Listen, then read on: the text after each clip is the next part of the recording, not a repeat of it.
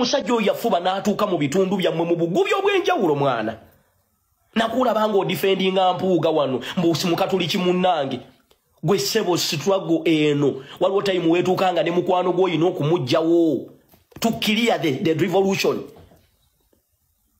Gwoza simanyi mukatuliki omukatuliki nga yali mu kulemesa enkyukakyuka olina kumugjawo olina kumusuula ffe tulina emikwano mingi gwoza nze sina mikwano gyange mwena alemu timwe ba Hildaman mufuna omusaala ovuga emmotoka ne bwekuona mu kinnya ofuna omusaala ogutaliika agamba nene nkulaba ng'ojolonga mukama wo n'abayita mb'olw'okuba okiririza mu Mpuuga asobola okunoonyeza akalulu. Mpuuga yakunoonyeza akalulu.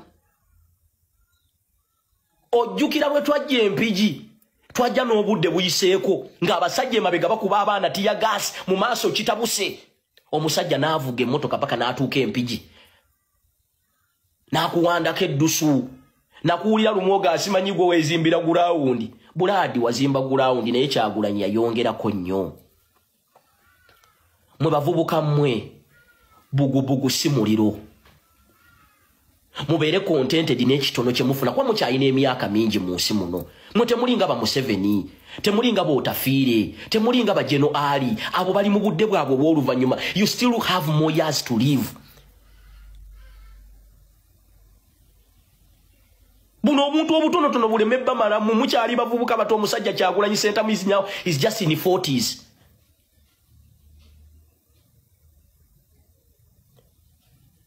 He's just in the 40s. Kiringa ng'olwalira okufiira ku gavumenti yene eri mukadde ak'oluvannyuma. Bulaadi ng'oli muvubuka. At least sirika toyogera. Kubanga eno gavumenti oyagala toyagala egenda kukyuka. Change is a fact of life. Oli mu kudefendinga abantu abali mu evening hours. Kati olwaliro Mpuuga politically yafa. Mpuuga alinga omulambo ne bw'ogukuba perfume tegusobola kulekeraawo kuwunya. Oshegera. Nenda kulaba wano mwina akabinja ke mwali mutandisa akajifu simanyi G20. Bwe twakakuba ne muzimba emitima. Ffe twali tumaze okutegeera mission ya akabinja ako. Mwali mwagala kwekuumira mu gundi nga singa watuuka ekiseera ne bataba wa kadi nga mwekuŋŋaanya nga abakabinja ka G20 ne mugamba nti afe tugenze we have decided yadde pate tekuwadde tiketi ffe genda naawe kyekintu kye mwali muzimba ffe ne tukirabukira ne tukikubanga obudde bukyali era mwanyiiga nnyo ne mugundi zammwe ze mwagendangamu erinnya Kyagulanyi Ssentamu mwaliteekangamu just because abantu bali batandise okubuuza nti naye what is the aim of this ka group called G20. Ffe twabalaba ne tubasabula abantu bamwe abali babagira ne bajja nti tukuba abakulembeze ffe twali tubalengedde. Naye olwaleero sizze kwogera nti I reduce my topic ku Hildaman just mbadde muwerako example. Naye bantu mwenze kyensembayo bagamba naddala abakulembeze. Omusajja Kyagulanyi Ssentamu oyo mukyamwetaaga. Kubanga teri ku myaka gyammwe sisuubira nti osobola okwagala okuva mu parliament nga wakakubeerayo ekisanja kimu. Ku myaka gyammwe emito mukyali bakaliya politicians mukyetaagayo akawogo. Kati bw'oba weetaaga akawogo Kyagulanyi olina kumubeera ku kido. Mwe bantu mwe temumanyi kutega. Temumanyi kwetega. Nze oyo omusajja nemba nga ndi mu kapasite yammwe ne bwemba MP, kansala, meya, walinnya wenninya. Mnyiza n'okumubuuza nti Mr. President nkutwalireko w'akatebe. Mwe temumanyi. Era gwalowooza nti oyo omusajja agenda kugwa leero nkusaasidde tomanyi kubala. Oyo omusajja wandibadde nkugambye gw'osooka ne ku mulyango walinnya ekigere w'olinnya walinnya ekigere w'olinnya. Walinnya bw'olira nti agenda kulumbe omuteeka buteezi. Kubanga olina omugaati gw'omwetaagako is your capital. Ne kati Mpuuga asobola okunoonyeza akalulu ewa wayinza okunoonyeza akalulu. Olaba abafubi okumutusibako ne bamuleeta ku radio ne bamuleeta ku TV. Abantu bamulabanga mystical. Ebyo musajja mukulu Dr. Hildaman ninga amanya g'omutuufu ye Hirale Kiyaga byeyongedde okubanga biranda munnange bakugamba bakuwanga chance togizanyiramu naye omusajja simanyi ki ekyamulinnya nayogera ebigambo nga teyeebuuzizaako yali mukambwe nnyo kati essaawa yakakati wetwogerera bimwefuulidde essaawa yakakati wetwogerera tasobola kubiza mabega byo byayiise era nga kyensuubira nti mu butuufu ebintu bya kaddi ayinza obutagifuna abaana bawanda muliro abaana si basanyufu jjukira luli era bakujjukiza nti y'omu ku abo abavaayo okubanga ate baali bawana honalebo Mathias Mpuuga naye nga jjukira ebya Mr. Mpuuga nga we byali nze naawe wetuli tujja kusigala nga tubikuwa mpola mpola ate tugendeko mu maaso munnange ebigenda mu maaso mu gundi y'eggwanga Ministry of Health byo bika by'amaziga oba nyinza okugamba nti biyungula amaziga birungi si birungi katugendeyo ku ennaku olw'eggulo Parliament ate byeyazudde byoyinza okugamba nti ate byo bikaabiza ddala bibi bagenda kutta abaana ba Katonda ku nsi kuno siwulirangayo nsi yonna erimu vakisini ya malaria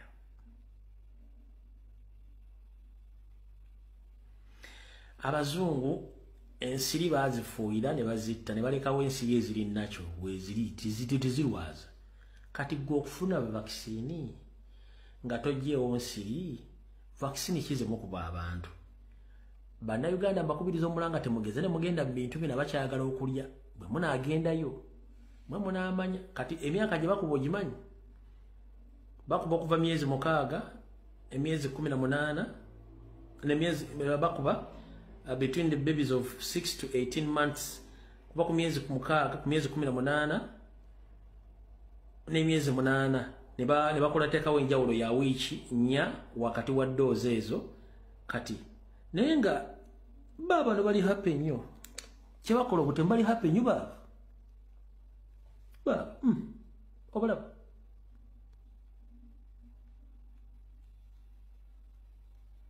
bali happy nnyo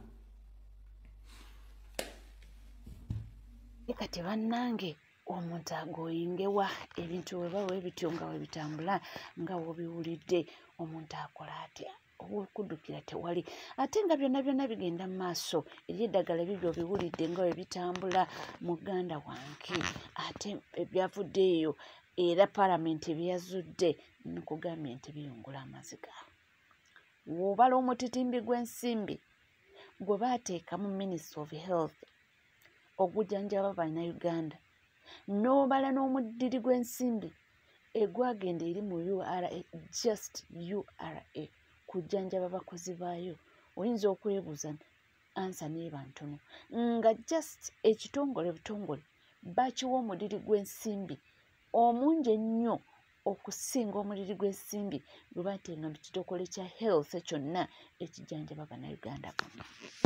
Parliament y'eggwanga yakizudde nti ekitongole ky'ebyobulamu Ministry of Health yakwata obuwumbi 17 mwe miliyoni 705 neziwa eddwaliro ly'e-Mulago okusupplyinga eddagala okwetooloola eggwanga Uganda ku Bannayuganda obukadde 40 naye ekyewuunyisa nti ekitongole ekyo kye kimu ne kikwata obuwumbi 18 mwe biliyoni 2 ne baziwa ekitongole kya URA okugulira abakozi baabwe eddagala nti just ekitongole kya URA ekitaweza yadde abakozi abawera 2,000 oba 3,000 ewadde ssente mpitirivu ezisinga ezigenda mu ddwaliro ly'e-Mulago okujjanjaba Bannayuganda obukadde 45 nti just ekitongole ekisolooza omusolo okujjanjaba abakozi baakyo beetagisa ssente empitirivu ezisinga ezirina okugenda e-Mulago zijjanjabe Bannayuganda miliyoni 45 budget egenda ku Bannayuganda miliyoni 45 n'okwetooloola eggwanga lyonna ntono nnyo era ey'ekitongole ekya URA ey'abakozi baayo obujjanjabi bwabwe sente zaabwe nnyingi nnyo zisinga essente ezijjanjaba bannayuganda bonna okwetooloola eggwanga lyonna abali mu bukadde 45 ku bukadde 5. Kaakati njagala mwebuuze, mwe mulowooza baana abakola mu URA era be bawa bajeti y'omusimbi omuyitirivu okubajjanjaba era ng'akagulupu akakola mu URA kali so more important than 45 million Ugandans. Tosobola kuŋŋamba nti okwata ebbiliyoni 17 noziwa eddwaliro ddamba erina okusaplayinga eggwanga ddamba bannayuganda bonna n'obawa ssente ezitenkanankana yadde essente ezirina okujjanjaba just akagulupu k'abantu abakola mu URA. Njagala mwebuze mu URA mulowooza baana abakolayo kagulupu kaabwe obujjanjabi bwabwe bo ng'abasolooza omusolo bwa muwendo nnyo era bwa nsonga nnyo nti bulina okuweebwa bajeti enneneko okusinga bajeti erina okugenda ku bannayuganda emiliyoni 45 oba emiliyoni 5 ez'abannayuganda. Nti obulamu bw'abannayuganda abayitirivu tebulina nnyo makulu okusinga bano abasoloozi b'omusolo balina okubeera abalamu era balina okubeera nga bategeera bulungi nnyo nga balamu bulungi nnyo okusobola okusolooza mmwe emiliyoni 45 oba miliyoni 5 ez'abannayuganda. Awo olabira nti bannayuganda muli so useless in your country nti abantu abali mu buyinza abantu abatulidde essente z'omuyiwa omusolo bali so more important than you Ugandans abawi b'omusolo. Awo n'olaba omuwumba tutavaayo n'agamba muzeeyi tova ku maini, we don't need change. Tosobola kuŋŋamba nti okwata ebbiliyoni 17 noziwa eddwaliro ly'emulaga erigenda okusaplayinga eddagala mu ggwanga ddamba n'okwata ebbiliyoni 18 mu emiliyoni 2 noziwa just akagulupu k'abantu abali mu URA ku bujjanjabi just obujjanjabi bwabwe bwokka nga tekuliiko yadde ekirala yadde emisaala yadde ki just their treatment. Bw'oba ogambye nti basaplayinge eddagala mu ggwanga ddamba lwaki ate oteerawo akagulupu k'abantu abamu obujjanjabi obwabwe? Kyogamba ffe obujjanjabi bwe batuteera mu malwaliro gaffe bo tebubakolako, bo tebasobola kugamba nti nno obujjanjabi obwo nabo bubajjanjabe. Lwaki mukisepaletinga obujjanjabi nti bano balina kujjanjabibwa waabwe na bano balina kujjanjabibwa waabwe? Ezo sente ze mukwata ne muwa akakundi akamu aka URA enti za bujjanjabi bwabwe lwaki temuzikwata ne muziteeka mu malwaliro g'eggwanga Uganda gonna awamu ffenna ne tujjanjabirwa awamu ne tufuna service nga bannayuganda? What is so special about those people in URA nga mulina obbateerawo special treatment nti yo treatment eyaabwe erina kubeera yanjawulo era ne bajeti yaabwe erina kubeera separate terina kubeera wamu n'ey'abannayuganda bonna okutwaliza awamu? Kitegeeza bo balina okufuna obujjanjabi nga bwa mutindo buli ku international level. Ffe bannayuganda tubeere mu ggwanga eritaliimu bujjanjabi tukunkumuke ng'ebiyenje, bo nga bakulaga nti nno balina okwekuuma nga balamu. Toyina koyinza kuŋŋamba nti okwata ssente n'ogula eddagala mu malwaliro ga gavumenti ate n'oddamu n'okwata ssente n'oziteerawo akagulumbu k'abantu abamu nti balina okufuna obujjanjabi bagenda bufuna wa? Ekyo kiraga nti obujjanjabi bwe butuwa tebuli ku mutindo era tebumala nti nammwe kennyini temusobola kubwejjanjabiramu. Y'ensonga lwaki mweteerawo ssente ezammwe eziri separate ng'ate na nnyingi nnyo zisinga ez'abannayuganda bonna okutwalira awamu. Ffe mutuwa obujjanjabi obw'ekiboggwe, mmwe mwejjanjabe ku nsimbi y'omuyiwa omusolo, mwejjanjabe mu ngeri ey'obuvunaanyizibwa era ennungi. Lwaki temwejjanjabira wamu naffe? Lwaki mweteerawo obusente obwammwe obuli separate naffe ne mututeerawo obwaffe obuli separate? Awo n'olaba omuwumba tuutu ng'avaayo akugamba muzeeyi tava ku maini, NRM ekoledde bannayuganda. Mujja kunkumuka ng'ebiyenje paka ng'amagezi gazze. Akategedde kubira Mukama engalo ez'amaanyi oleekaanire waggulu nti protest vote 226 ssaawa ya kukyusa ggwanga. Uganda yammwe wetubagamba nti munnange Uganda buli kimu kyakyuka, buli kimu kyayonooneka. Uganda erina obwana n'ebyanyi n'abaana. awo wetuli nga tuddeko munange tugendeko ku poliisi eyasinga ennyonnyola eby'omuyimbi Fiki Gaza byosi birungi. Oluvannyuma poliisi okufuna amawulire anti obubbi buyongedde mu bitundu bya Katwe Police Division basazeewo okukola ekikwekweto kino bakikoze maka ga Jingo Shafik oluusi yeeyita Fika Gaza. Ekikwekweto kino poliisi basobodde okukwatayo basuspect b'abantu 4 nga muno mulimu Jingo Shafik, Magola Najib, Mutuba David oluusi yeeyita Marvin Gaza ne Ziwa Charles oluusi yeeyita Muzungu. Mu kikwekweto kino poliisi basobodde okuzuulayo exhibits nga amajambiya, engoye eringa y'abajaasi ne ebiragalalagala. Kigambibwa nti amaka ga Jingo Shafik abeenyigira mu bintu bimenya mateeka batera nnyo okubeerayo nga ne omu ku bakwate Ziwa Charles yakatoroka mukomera ate nga abadde bamuvunaana omusango ogw'okutta omuntu. Bano bonna balina abakwate bonna balina file ng'omuwabi wa gavumenti emaze okutulagirira anti tubatwale mu mbuga z'amateeka. Kati ekidirira nkya ku makya tujja keera okubatwala mu mbuga z'amateeka. Oye mukulu amanyiddwa nga Patrick Onyango, mwogezi wa poliisi wano mu Kampala n'emiriraano. Munnange ensonga za Fiki Gaza kigambibwa nti bagenze okuba nga bamukwata already nga ayina files ku mmeeza oba baali bamusanctioninga dda. Ekyo mbu kiba kitegeeza nti munnange direct aba akola ki? Aba agenderawo amukomera ate bamutwale mu kooti. So kyona kyekiri tujja kuba nga tubainfominga era nga twebatuusaako mpolampola.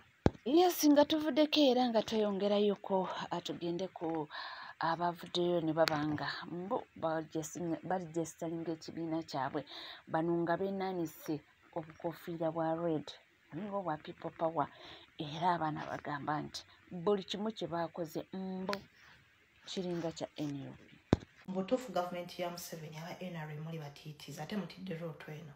Ngena neneebuuza nti ba advisor abayitirivu Museveni bayina we bakuŋŋaana amagezi ge basobola omuwa ag'okuwangula akalulu ka 2026 kwe kutondawo ebibiina ebyefaanaanyiriza NOP. Ndowooza bakutte ssente z'omwewo w'omusolo fo kye bandikoze oba amalwaliro oba amasomero oba enguudo abantu ne babasiima mu zino ennaku esoma ne babalonda.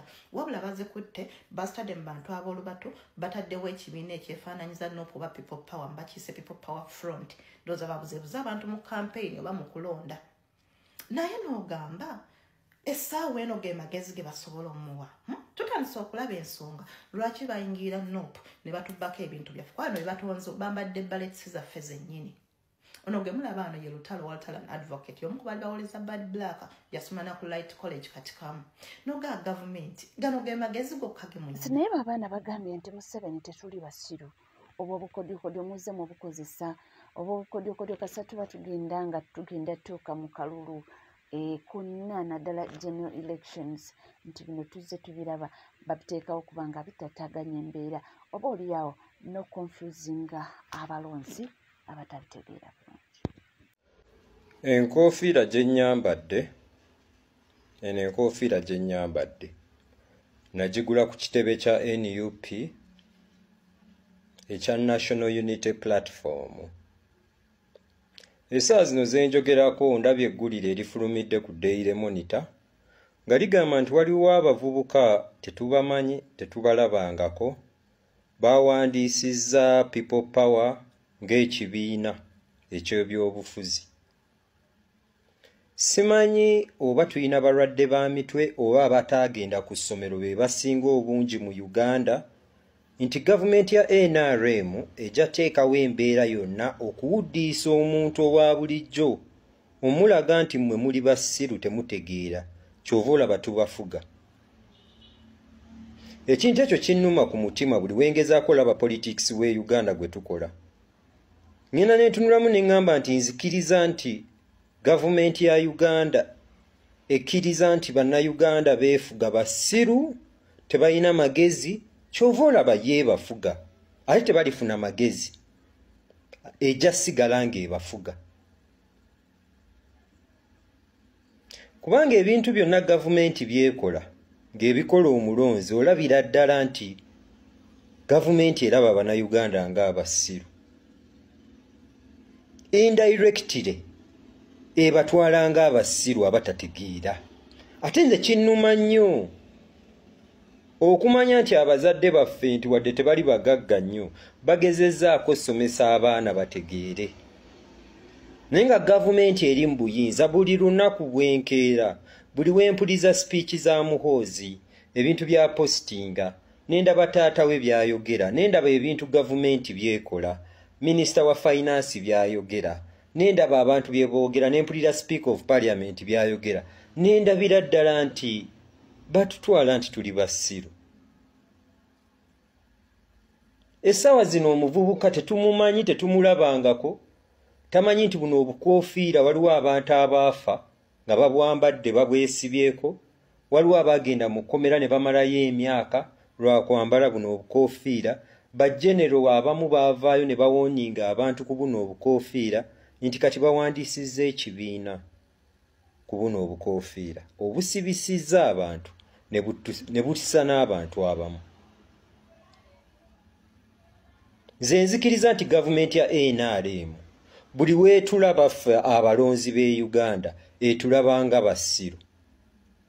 Ndagaayo ekintu kimu kye yali ekonsiderinze n'ekola n'eraga nti tutegeera.